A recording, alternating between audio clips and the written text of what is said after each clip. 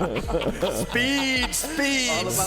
You're not first, you're last right here in Kirby Smart as Georgia contending to be first each and every year. Look at the winning percentage, nearly 79%, regularly in the top 5. Nobody has recruited better than the Georgia head coach, and hoping to follow up with a second college football playoff appearance at the end of this season. We're pleased to be joined by the head coach of the Georgia Bulldogs. By the way, on the 89th birthday of the legendary Vince Dooley, the head coach there. Have you read Vince is developing a superior football control attack for a 13-7 match tonight against Clemson? No, I have not, but I got a whole lot of respect for him. I know that. I know you do. We've talked a lot about stakes for this game. How would you describe the stakes for this opening game? Well, it's a top 5 matchup. The stakes are high. Stakes are always high in college football. We talked about it before. I mean, so much goes into each game. It's different than the NFL because games mean so much more because there's fewer, you know. But for us, it's also not a conference game. So it's a great chance to represent our conference against a powerhouse program. It's been one of the top programs in the country. We're excited for the opportunity. Kirby, we got a taste of JT Daniels late last year, those last 4 games. You're a defensive guy, grew up in that mentality. We've seen Nick kind of open things up and get more aggressive on that side of the ball. How would you characterize your approach as you get ready for 2021 on the offensive side of the ball, the approach in the scheme with JT Daniels? Well, we're most excited to have him back and some continuity. You know, he had a spring practice. We didn't have that before. Coach Munkin's done a great job preparing those guys. The offensive staff's done a great job. We're excited to see what we can do. But we also are playing a defense that has a lot of people coming back, a lot of talented players. It's not – you don't play guys that have 25 and 30 starts across the board with 11 returning starters very often. So you have to be smart about that as well. But very talented group of defensive players, and we're going to see what JT can do tonight.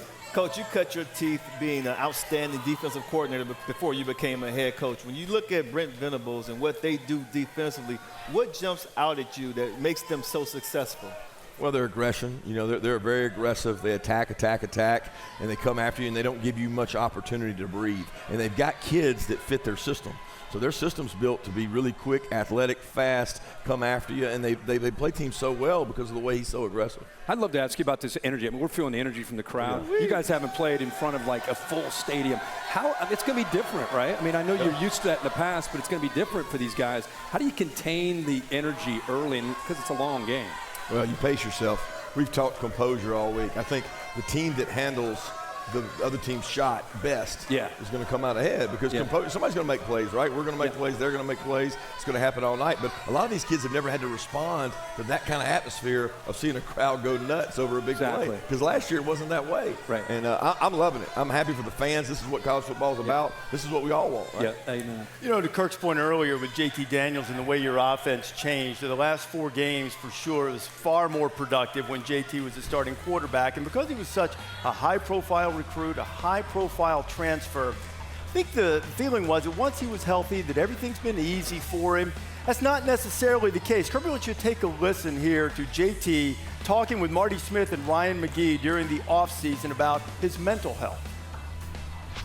I learned a lot about myself, and I handled adversity that I hadn't handled before. Like my trajectory in high school was like pretty much straight up. I was a Gatorade National State Player of the Year, and then I went to college and went straight down. Like I was a starter for my freshman year.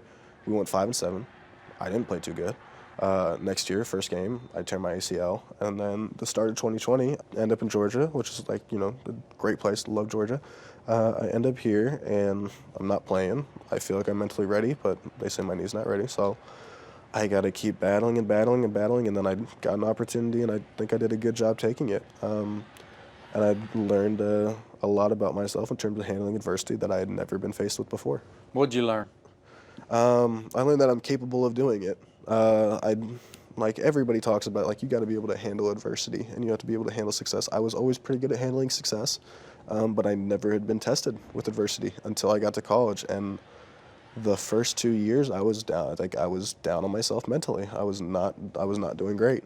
And then Drew Brandon, UGA sports psychologist, really close friend of mine now, helped me a lot with my mental space. Coach Smart, a lot of the people in this place, I mean, really changed my life around for me to the point to where I was able to go in and really take advantage of an opportunity that I was given.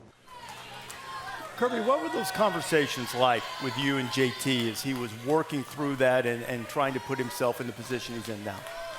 Well, I was just proud of him, the fact he was able to address it and confront it and be open about it. And I think he's made it a safe space for a lot of players and a lot of kids in our country right now, especially when you talk about the pressures of college football and they've got the pandemic going on over the last year. A lot of guys went through really tough times during that time. And I thought he embraced that. He's overcome it through the help of Drew and many other people in our organization, Ron Corson to mention another. He's just been, JT's confronted it and he's handled it. And he's been very open about it, and I appreciate the way he's handled it. Yeah, we look forward to seeing him in Todd Monken's explosive offense tonight. Kirby, thanks so much for being with us on Game Day, and wish you all the luck in the world. Guys. Hey, look at that. That's from back when you played against the Tigers. Man, I'm glad he's not playing tonight. I'm glad he's not playing tonight. How would you break on the ball if DJ threw one at you? It'd be tough. It's a fast ball. Oh, these fans love Kirby Smart, and why not? Kirby, thanks so much. Great to see you. Thank you, guys. Thank you for watching ESPN on YouTube. For live streaming sports and premium content, subscribe to ESPN+.